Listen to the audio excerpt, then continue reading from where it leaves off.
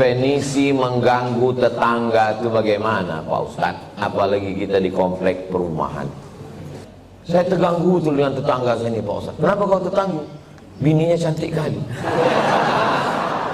Cantik ciptaan Allah.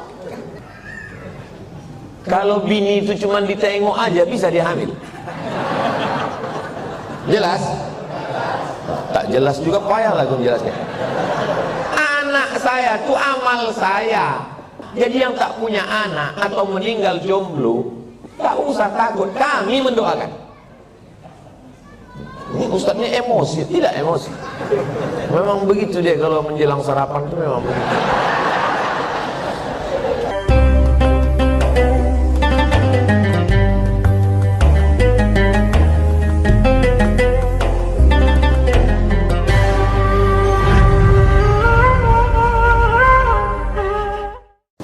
Apakah boleh saya tak datang atau datang macam mana? Karena sampai kapan uang korupsi itu berakhir?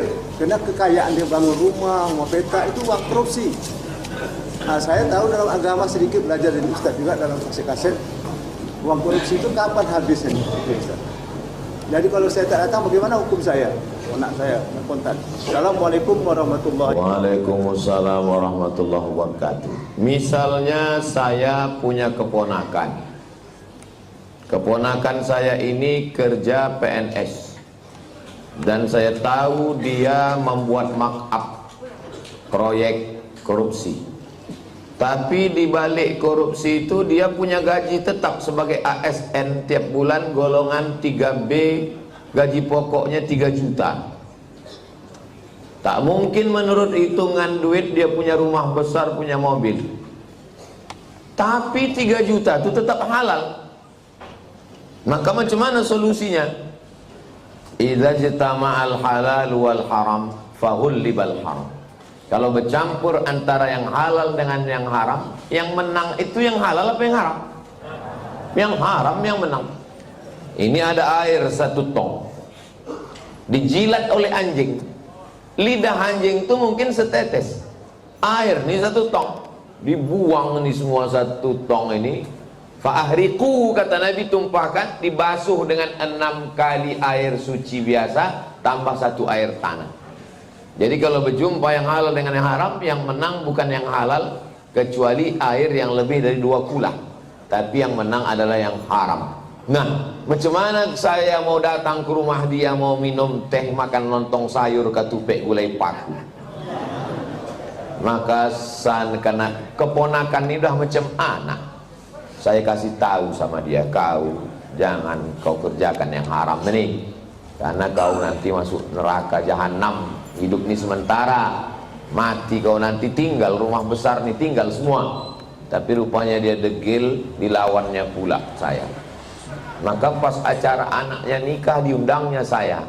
Maka saya bilang, aku mau datang ke rumah kau kalau kau sediakan nasi bungkus yang kau beli dari gaji kau yang 3 juta.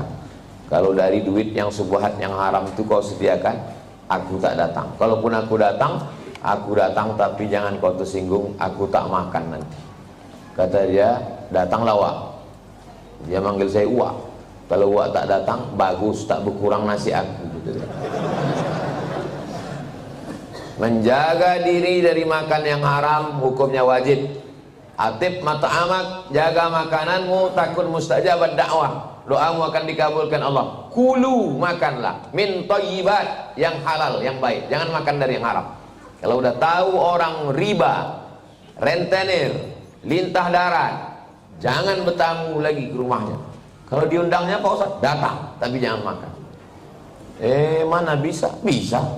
Saya setiap diundang di bank konvensional, berapa bank konvensional di Pekanbaru nih ngundang saya, datang saya tausiah. Dikasihnya air putih, tak saya minum. Dikasihnya saya kue kotak, tak saya makan. Disuruhnya bawa balik, bawa ya Pak, saya bawa. Pas di lampu merah, saya kasih sama orang lampu merah. Dikasihnya duit, saya ambil. Kasih orang duit, saya ambil. Di rumah saya buatkan 1 kotak khusus, kotak duit haram. Bertumpuk duit-duit dari orang bank konvensional. Habis itu kata Syekh Yusuf Qardawi, bunga bank dalam fatwa mu'asirah tak boleh dimakan, dibagikan untuk masalih ammah, kepentingan umum. Apalagi ini udah dekat, tak lama lagi datang duit haram, datangan duit haram ini biasanya datang 5 tahun sekali. Serangan fajar namanya. Kira-kira nanti kalau datang itu jamaah An-Najah mengambil atau tidak?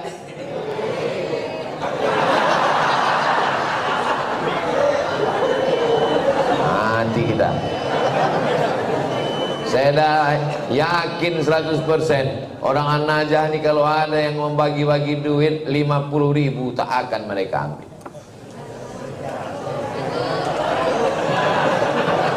Mudah-mudahan Allah menjaga kita dari makan haram.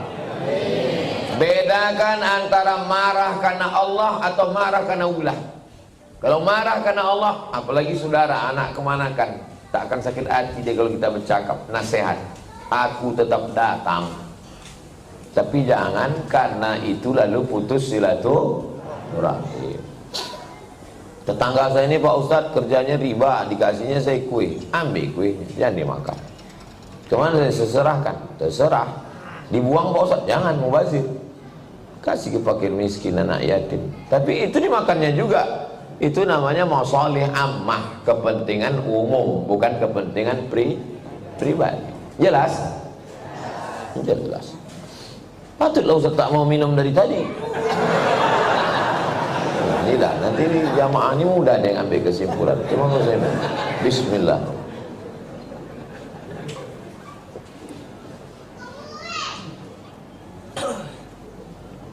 Saya dikasih tahu sama jamaah, Ustaz jangan sembarangan minum, nanti Ustaz kena racun.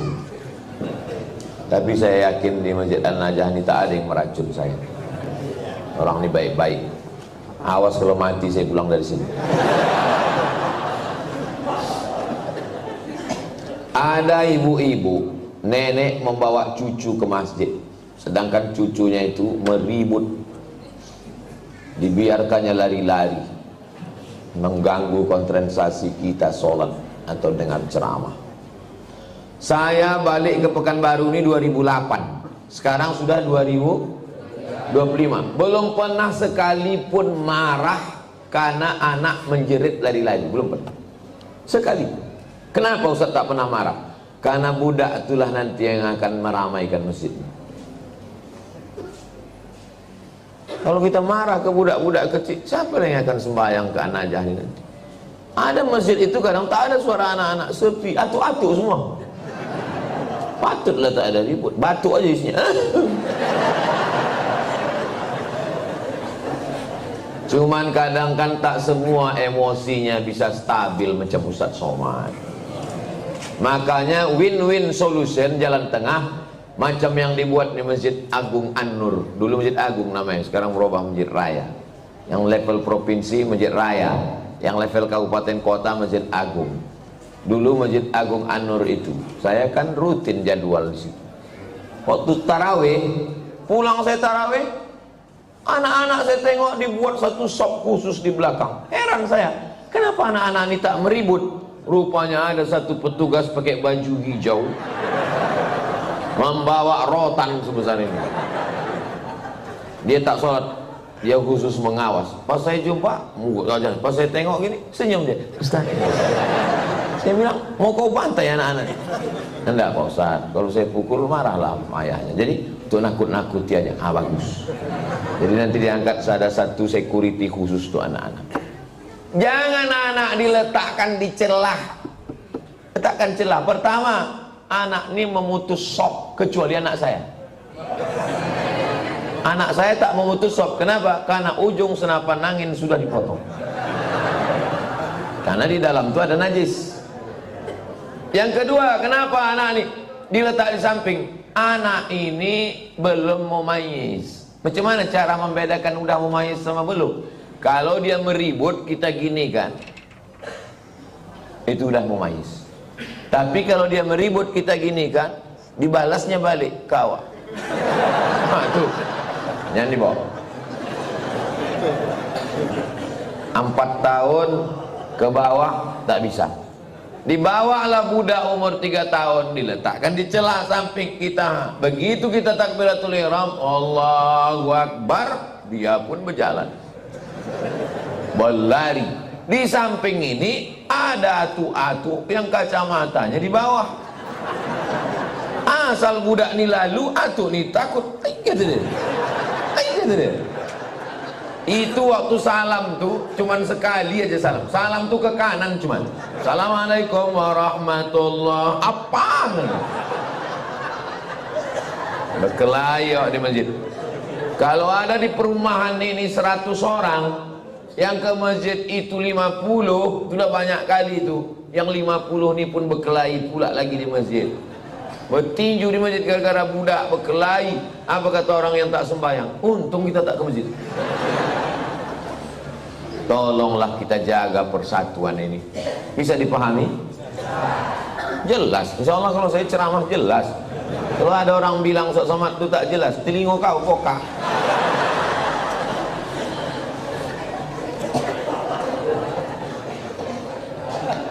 Bolehkah membaca Yasin di pemakaman, Pak Ustaz?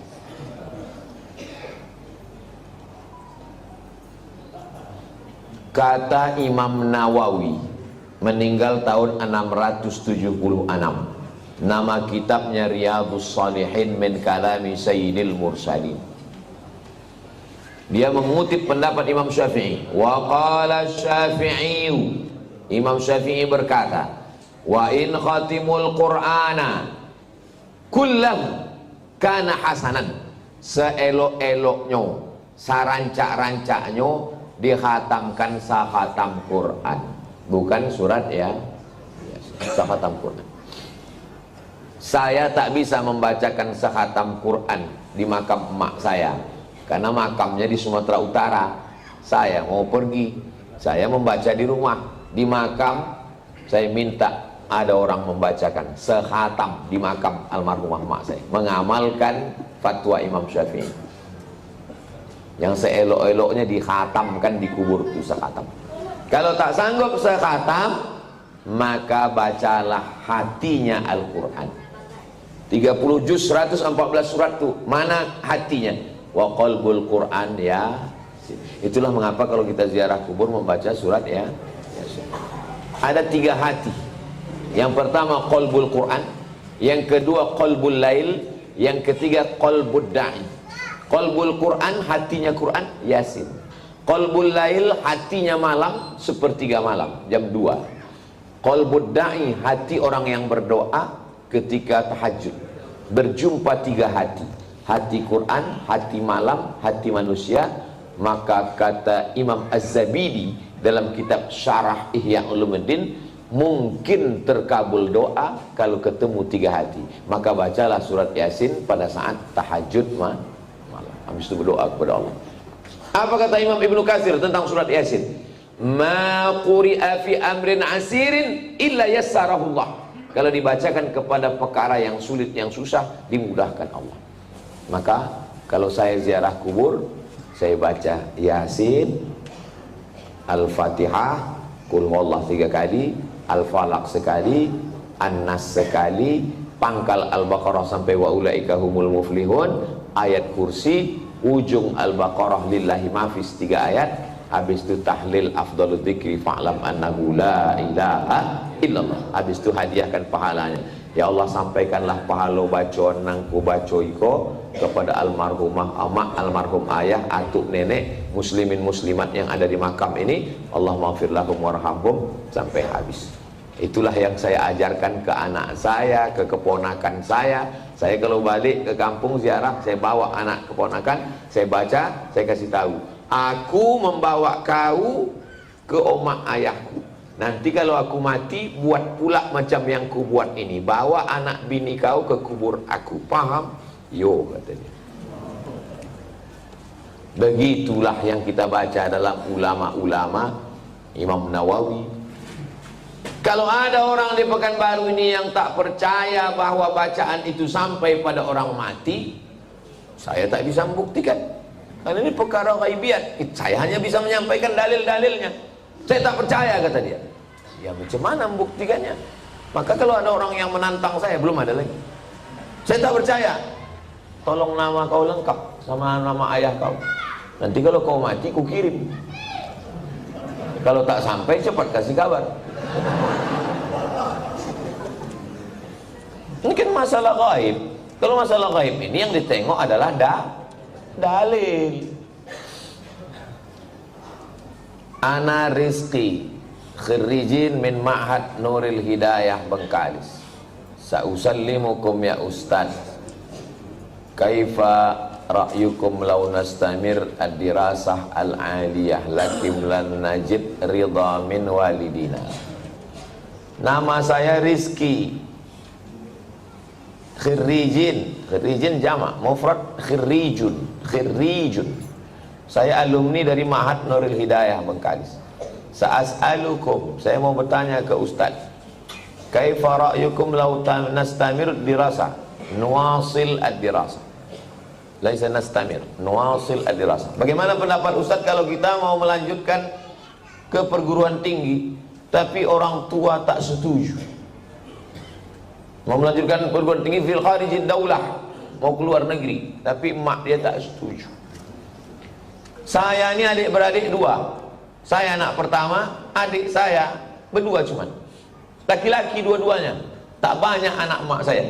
Jadi waktu saya lulus mau ke Mesir, berat dia mau lepas saya. Aku anakku dua, tak ada anak betino. Semana nanti aku dah tua. Datang uak saya, abang emak saya, menasehati dia.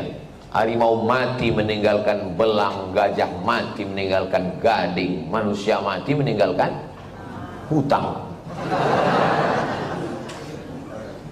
Harimau mati meninggalkan belang, gajah mati meninggalkan gading, manusia mati meninggalkan nama. Kalau kau tahan somat ini di celah ketiak, beginilah cuman dia. Tapi kalau kau lepaskan diri belajar, jadi orang dia, mengajar dia, mengalir pahalanya sampai hari kiamat. Betul cakap puas itu. Sampai hari ini di mana aja saya tausiah, pahalanya mengalir ke makam almarhumah emak saya. Maka ibu-ibu yang sayang ke anak, bukan kalian siapkan anak dalam kelambu, bukan kalian suapi, lepaskan dia sejauh mata memandang. 4 tahun aku tak balik.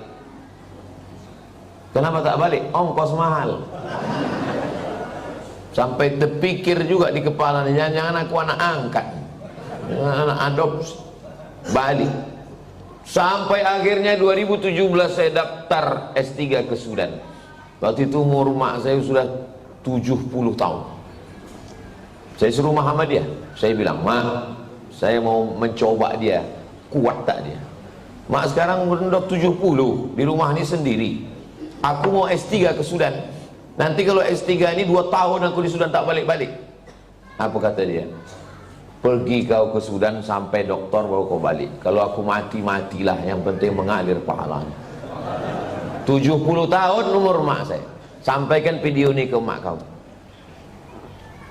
Kalau tak mau juga dia nerima, tahu mak apa itu. Ibu kalau sayang sama anak, lepaskan dia sejauh mata mandang. Nanti dia akan balik pulang. Setelah saya punya anak, baru saya tanya, "Mak, berat rupanya berpisah sama anak." "Oh iya." "Macam mana mak dulu bisa berpisah sama aku 4 tahun? Asal udah dekat bulan puasa, air ayo, ku carilah budak-budak yang hitam macam kau. Ku bolikan baju, ku undang ke rumah, ku kasih makan. Hilang rinduku ke kau." Begitu rupanya cara dia. Kadang-kadang sedang mencuci di dapur, ku dengar suara kau main bau. "Oh mak." Bukan tanggung melepaskan anak itu. Sedang mencuci, didengarnya suara saya itu memanggil. Jadi ibu, lepaskanlah anak sejauh mata pandang. Biarkan dia belajar jauh. Nanti dia akan balik berbakti kepada ibu, insya Allah. Disenangkannya hati ibu. Dan kalian yang kuliah juga cita-cita tak usah banyak-banyak. Cita-cita satu aja, untuk menyenangkan orang tua. Saya dulu tak tahu mau jadi apa. Tak terpikir saya akan tabligh akbar, tak ada. Yang saya fokus adalah aku mesti kuliah S1, S2, S3 nanti kalau sudah dapat ku ijazah 3, ku bawa ijazah ini ke Malaysia, aku mau jadi dosen, sesudah aku dapat duit akan ku senangkan oma ayah. Itu cuma, tak banyak, tak lain. Maka tak pernah saya berdoa lebih, karena semua yang dikasih Allah lebih dari yang saya minta.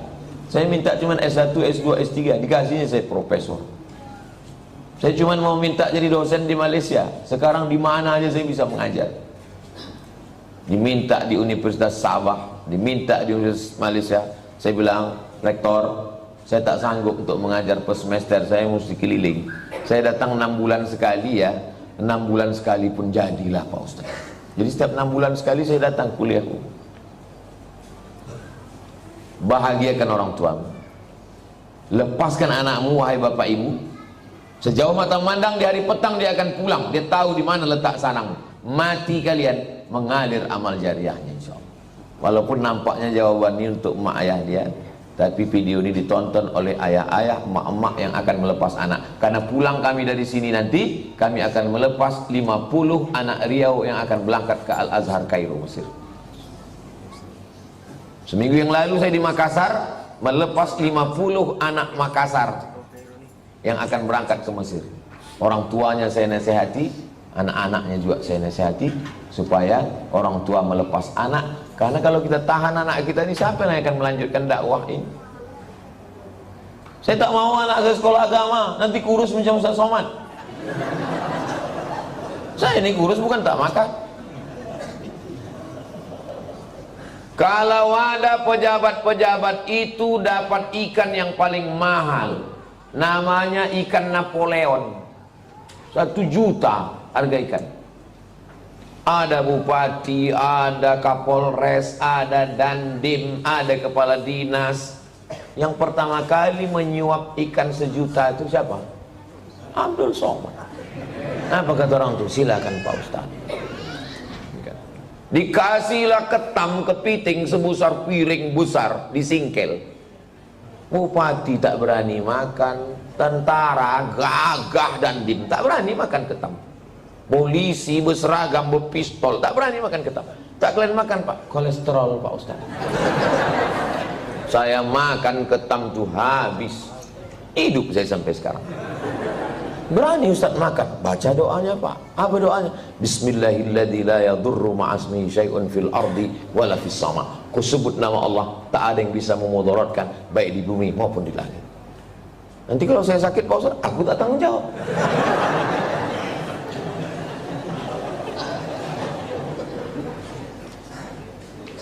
Definisi mengganggu tetangga itu bagaimana Pak Ustaz? Apalagi kita di komplek perumahan. Mengganggu menurut syariat Islam, bukan mengganggu menurut perasaan.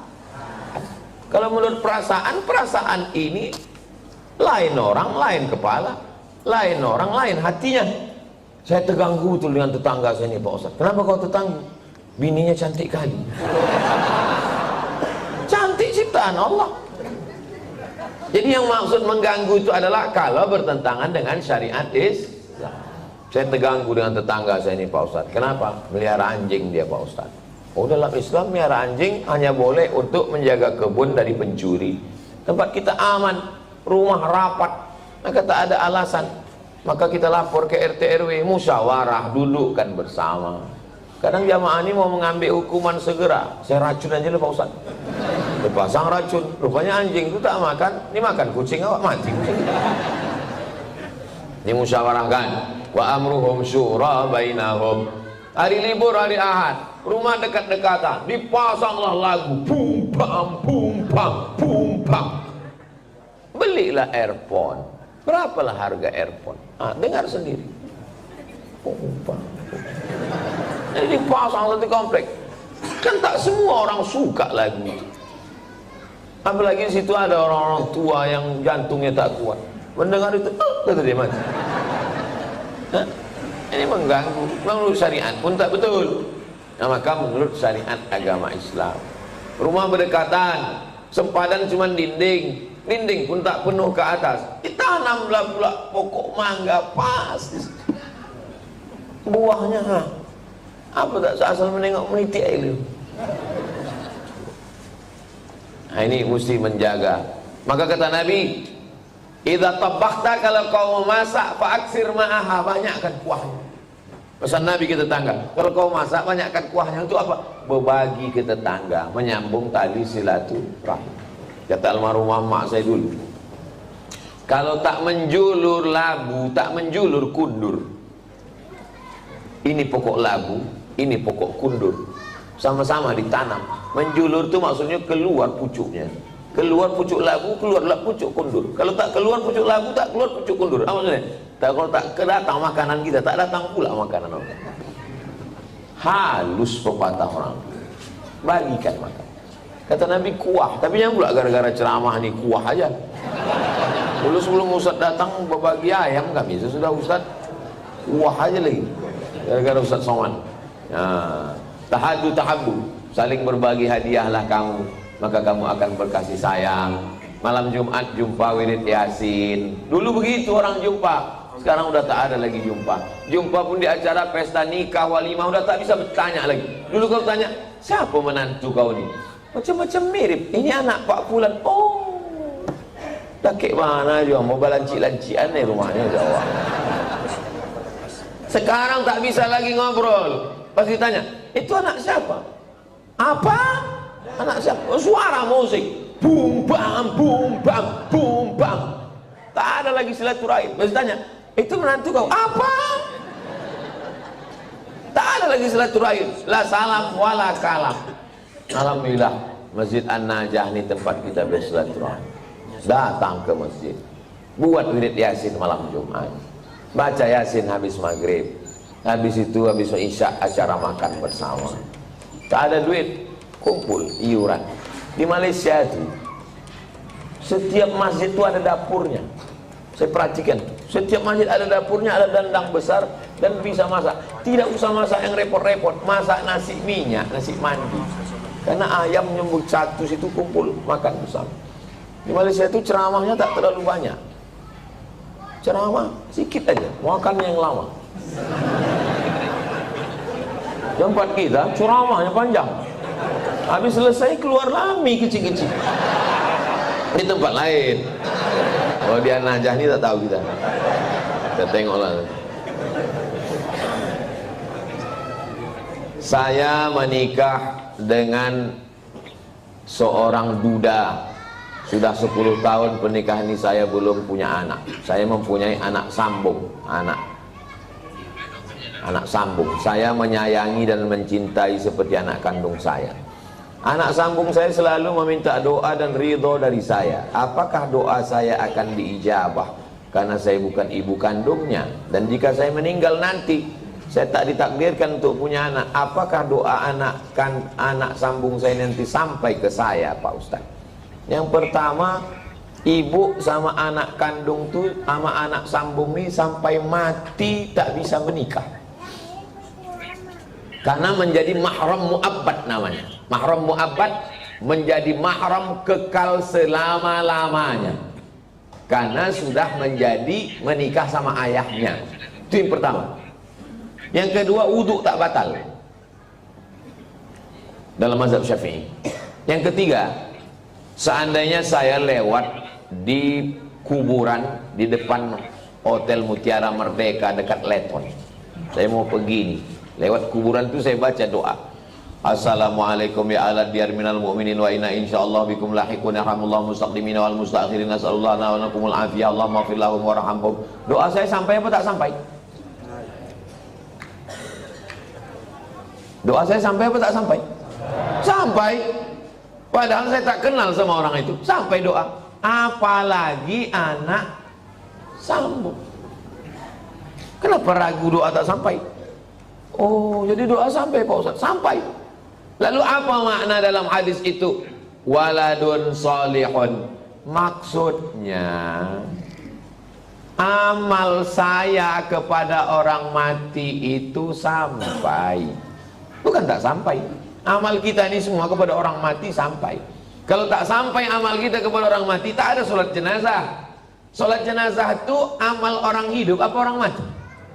Orang hidup untuk orang mati. Jadi kalau ada orang mengatakan amal orang hidup tak sampai kepada orang mati. Nanti pas dia mati, jangan sembahyang kan?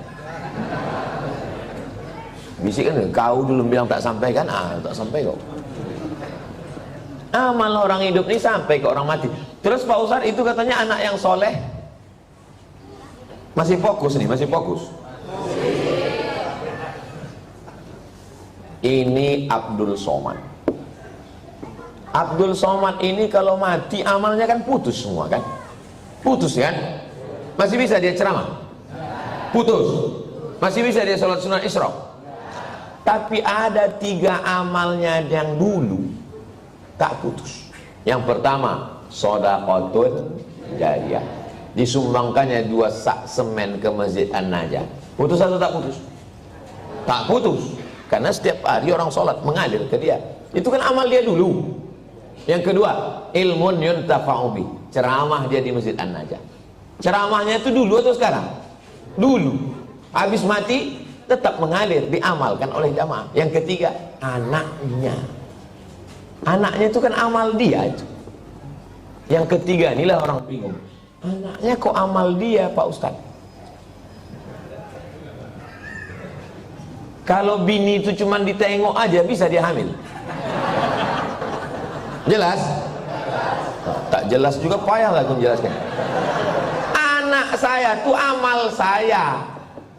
Amal saya. Jadi hadis itu bukan bercerita hanya doa anak saja yang sampai. Hadis itu mau menceritakan amal-amal dulu tetap mengalir sesudah salah satunya anak. Jadi yang tak punya anak atau meninggal jomblo, tak usah takut, kami mendoakan. Ini Ustadz ini emosi, tidak emosi. Memang begitu dia kalau menjelang sarapan tuh memang begitu.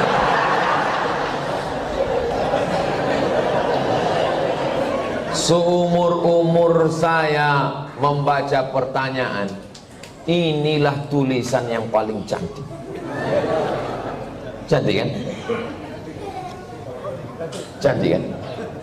Bisa pula rapi menulis. Saya bolak-baliklah menulis rapi, tak bisa-bisa. Memang irilah saya menengok tulisan. Mudah-mudahan anak saya bisa cantik tulisannya begini. Assalamualaikum, berapa kali dah dia mencobanya ini.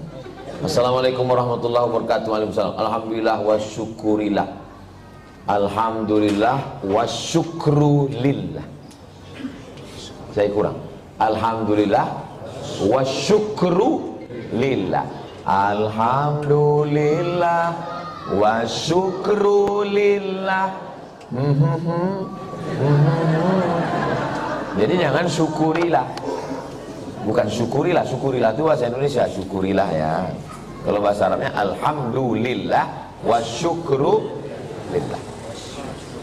Semoga Ustadz Somad dalam keadaan sehat dan selalu dalam lindungan Allah. Amin. Sekarang tak boleh lagi doa menyebut amin. Dilarang oleh Bawaslu. Karena udah musim-musim kampanye. Saya ini menyampaikan menuju pemilu damai. Ini penting bagi Bapak Babinsa dan Babin Kamtipmas untuk menjaga ketertiban. Jadi nanti jangan heran kalau udah 100 hari menjelang pemilu, ghairil maghdubi alaihim waladdallin.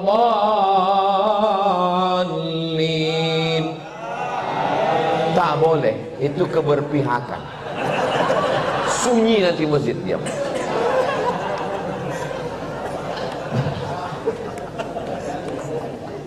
Saya mau bertanya Pak Ustadz, kiat-kiat agar ikhlas menerima ketetapan takdir Allah dan tetap berprasangka baik kepada Allah. Mohon doanya Ustadz untuk seluruh istri pejuang garis 2. Pejuang garis 2 itu maksudnya yang belum hamil.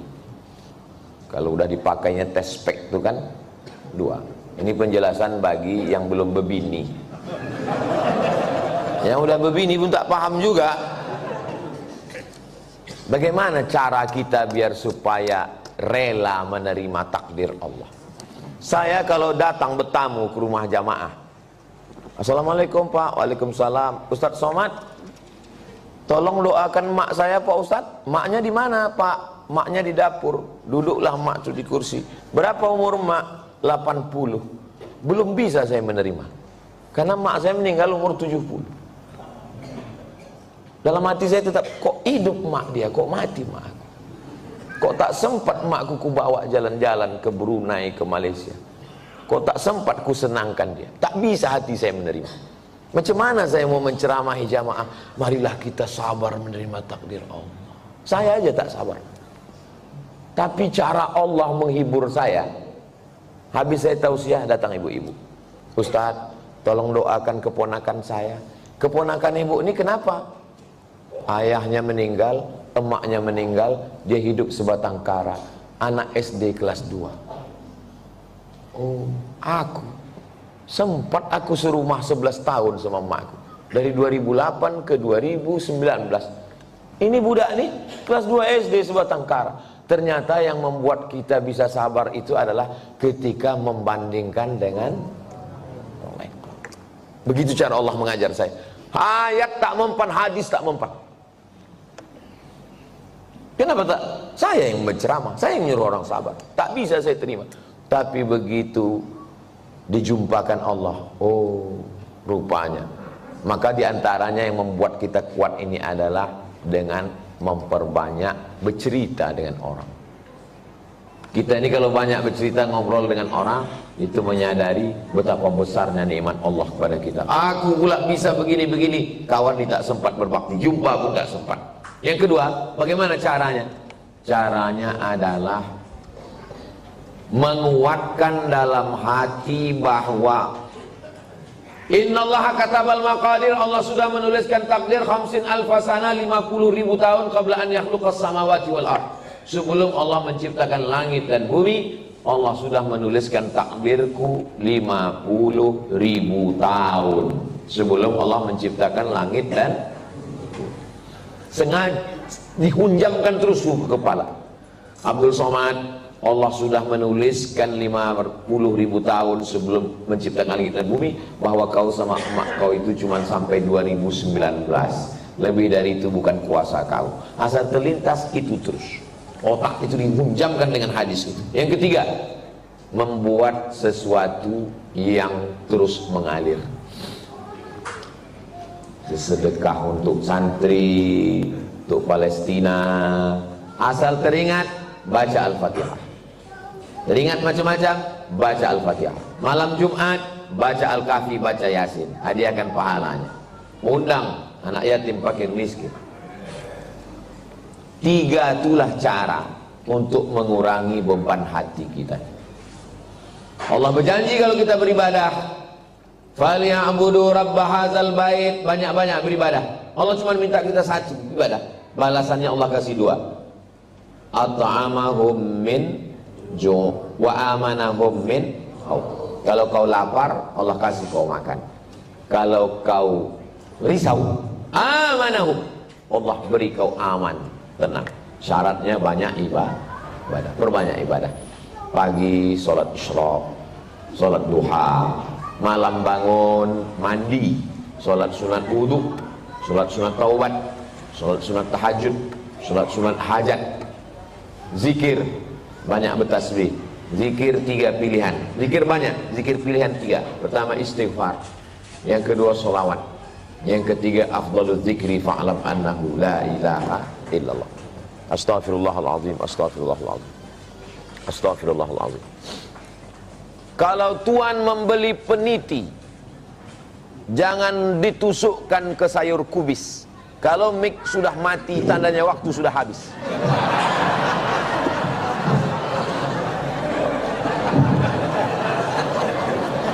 Kalau tuan membeli peniti, jangan ditucukkan ke sayur kubis. Kalau mik sudah mati-mati, tanda waktu sudah habis. Di akhir majelis mari kita sama berdoa kepada Allah supaya Allah menjadikan hati kita ini ridha menerima takdir Allah SWT. Tapi usaha tak pernah berhenti. Yang belum berjodoh terus berusaha, mudah-mudahan dapat jodohnya. Yang belum garis 2 terus berusaha, makan toge, makan kacang-kacang, makan sayur, berdoa. Nabi Ibrahim alaihissalam baru lahir anak Ismail umur 86 tahun. 86 tahun baru dapat anak Ismail. istrinya yang diponis mandul namanya Sarah, rupanya mengandung setelah Ismail umur 13 tahun. Waktu itu umur Nabi Ibrahim 99 tahun. Akhirnya punya anak. Waktu anak itu lahir, tersenyum Nabi Ibrahim. Karena udah diponis orang istrinya mandul takkan punya anak. Senyum dia. Senyum itu bahasa Yahudinya Yitzhak, bahasa Arabnya Yithak. Maka dikasihnya nama anak itu Ishak. Ishak itu artinya tersenyum bahagia. Saking kan lucunya cara Allah ingin menguji seorang hamba. Tak ada yang sulit. Innama amruhu iza arada syai'an ayaqula lahu kun. Tak ada yang sulit bagi Allah. Allah cuma ingin menengok air matamu tumpah di tengah malam. Allah cuma ingin melihat sujudmu lebih lama. Dalam perjalanan hidup saya, dipukul ombak, diempas gelombang, baru saya paham. Rupanya kalau hidup ini tenang-tenang saja, tidak akan melahirkan nakhoda yang ulung. Kalau tidak tajam ombaknya, sujud kita sebentar. Tapi kalau pukulan itu kuat, lama sujud kita dan terasa nikmat. Karena tak ada lagi kawan yang bisa diajak berbisik. Akhirnya kita berbisik ke tanah. Malaikat-malaikat di langit memintakan doa itu dikabulkan Allah Subhanahu wa ta'ala. Mudah-mudahan kita termasuk orang yang diberikan Allah kekuatan istiqomah iman dan Islam. Al-hazihin niyah al-fatihah. A'udzubillahi minasyaitonirrajim. Bismillahirrahmanirrahim. Alhamdulillahirabbil alamin arrahmanir rahim maliki yaumiddin. Iyyaka na'budu wa iyyaka nasta'in ihdinas siratal mustaqim. Shiratal ladzina an'amta 'alaihim ghairil maghdubi 'alaihim waladdallin. Amin.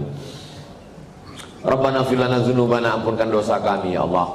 Wali abaina, ayah kami, wali ummahatina, mak kami, wali azwajina, pasangan hidup kami, wali dzurriyyatina, anak cucu keturunan kami, wali man hadarana, semua yang hadir di majelis ini, wali man syarakana, jamaah kami yang mengikuti dari jauh, hatinya tetap terpaut dengan ilmu yang kami sampaikan, wali man ahsana ilaina, orang-orang yang sudah berbuat baik pada kami belum sempat kami membalasnya, wali jami'il muslimina wal muslimat wal mu'minina wal mu'minat al ahya'i minhum wal amwat bi rahmatika ya arhamar rahimin. Allahumma ansur ikhwanana al mujahidina fi Palestin, tolong saudara kami yang sedang teraniaya di Palestina ya Allah. Wa dammir a'da'aka a'da'ad-din, hancurkan Israel musuh kami, musuh engkau, musuh semua orang-orang beriman ya Allah.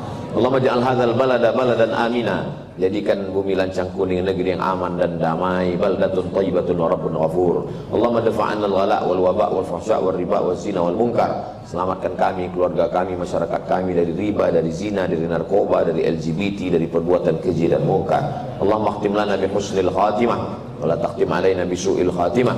Rabbana hab lana minas shalihin, jadikan anak kami anak-anak yang soleh dan solehah. Rabbana hab lana min azwajina wa dhurriyyatina qurrata a'yun waj'alna lil muttaqina imama. Allahumma la tadharhum fardan wa anta khairul warithin. Janganlah engkau biarkan mereka hidup sendirian, berikanlah mereka pasangan dan keturunan yang baik-baik ya Allah. Wafiqna lima tuhibbuhu wa tardah, tanamkan taufikmu dalam hati kami supaya kami beramal dengan amal yang kau ridhai ya Allah. Allahumma jma'na ma'al habibil mustafa, sebagaimana engkau satukan kami di Masjid An-Najah subuh ini, satukan pula kami nanti di surga Jannatul Firdaus bersama Nabi Muhammad sallallahu alaihi wasallam. Rabbana atina fid dunya hasanah wa fil akhirati hasanah wa qina adzabannar. Sallallahu ala sayyidina Muhammad wa ala alihi wa sahbihi wasallam. Walhamdulillahi rabbil alamin. Taqabbalallahu minkum minna wa minkum taqabbal ya karim. Terima kasih, mohon maaf. Wassalamualaikum warahmatullahi wabarakatuh.